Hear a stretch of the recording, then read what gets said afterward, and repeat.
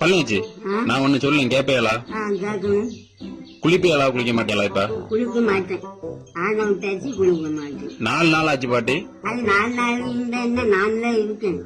வாங்க குளிச்சிருவோம், கையோட குளிச்சிருவோம். ஏன்னா டைம் ஆகுது, ஏன்னா வேலைக்கு போகணும். வாங்க குளிச்சு ஊத்திட்டு நான் போயிடுவேன், ஏன்னா வேலைக்கு போகணும்.